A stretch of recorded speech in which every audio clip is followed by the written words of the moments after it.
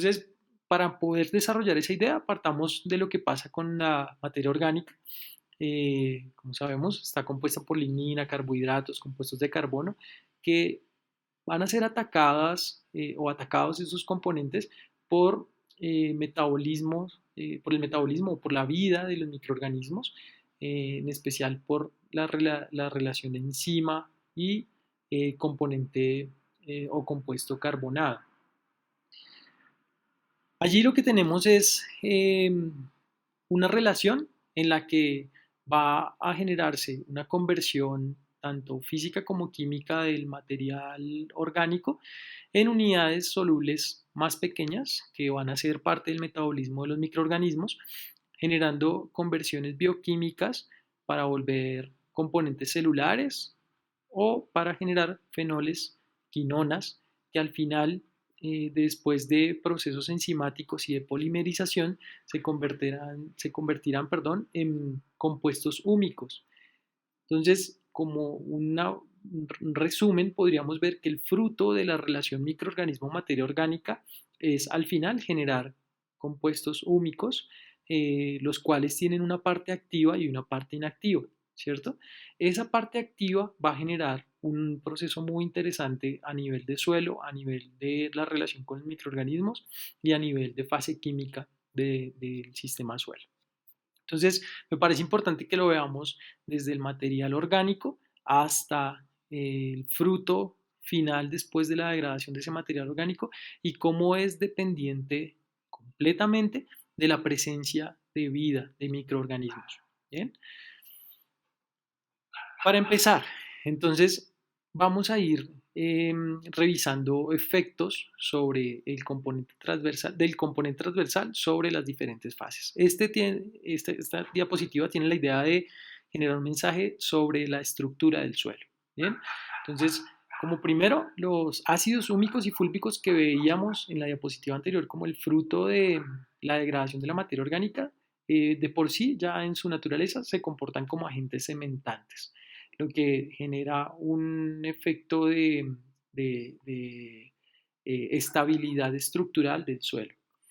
Por su lado, los microorganismos generan agentes aglutinantes. Entonces, desde la bacteria, lo que podemos ver son polisacáridos cargados negativamente que no solo generan un proceso de incremento en capacidad de intercambio catiónico, sino que adicional a eso tienen propiedades adhesivas que van a mantener estables o aglomerados las partículas de suelo, generando micro y macroagregados.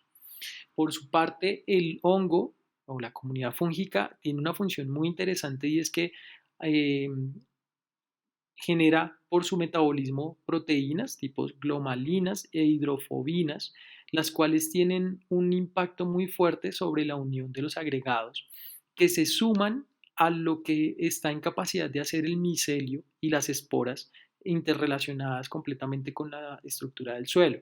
Entonces tenemos un efecto por el micelio que busca agregar, que busca unir componentes del suelo y un efecto adhesivo por medio de la glomalina que se comporta como un componente que busca atraer el suelo en sus partículas, partículas con partículas. Y no solo la atracción por adhesión, sino por protección. Las proteínas hidrofobinas se encargan de generar una protección frente al agua, que no haya erosión por agua.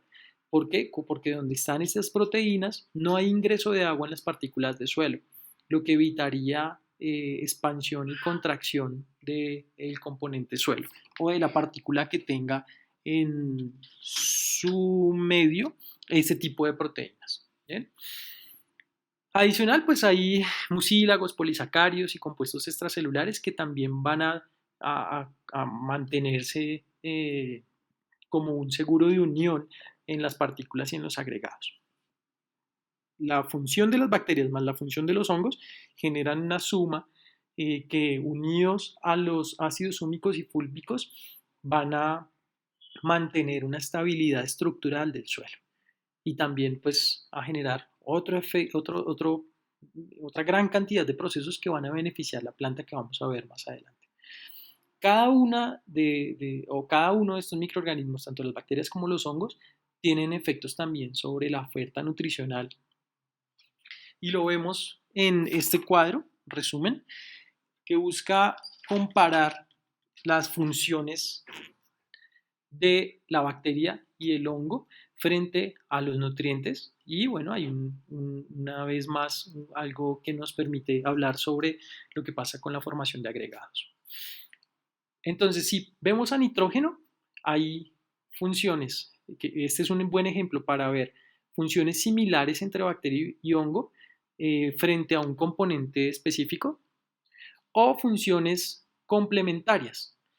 En el caso del nitrógeno hay una función complementaria muy interesante. Tenemos, como es sabido, las bacterias fijadoras de nitrógeno, que trabajan basados en complejos enzimáticos que permiten generar fijación de nitrógeno ambiental hacia los nódulos de raíz fabricados por ellas mismas.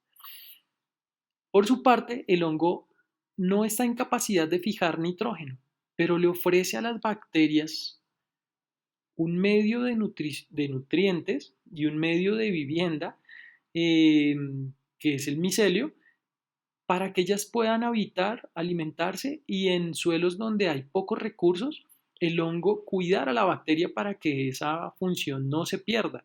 O sea que aquí hay una función complementaria, lo que hace muy interesante y se puede, lo que es un proceso interesante y se puede convertir como decisión de manejo la interacción entre los dos componentes.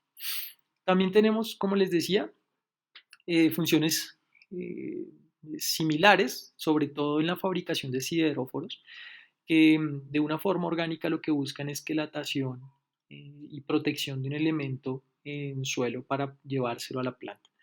Entonces, en solubilización de fósforo, podemos ver cómo las bacterias generan también compuestos orgánicos y enzimas para liberar fósforo orgánico, convertirlo en mineral y ofrecerlo a la planta.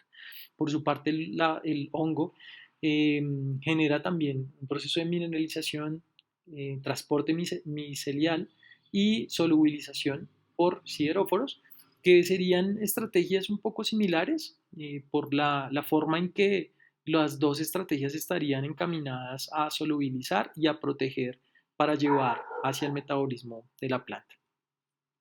En el caso del potasio, vemos cómo la estrategia es basada en acidificación y generar compuestos orgánicos para una reacción de intercambio en rizosfera y por medio de la bacteria. Y en el caso del hongo hay otro tipo de compuestos como ácido succínico, citrato, malato y oxalato que buscan también generar un efecto de liberación del potasio de la fase coloidal del suelo para ofrecérselo a la planta.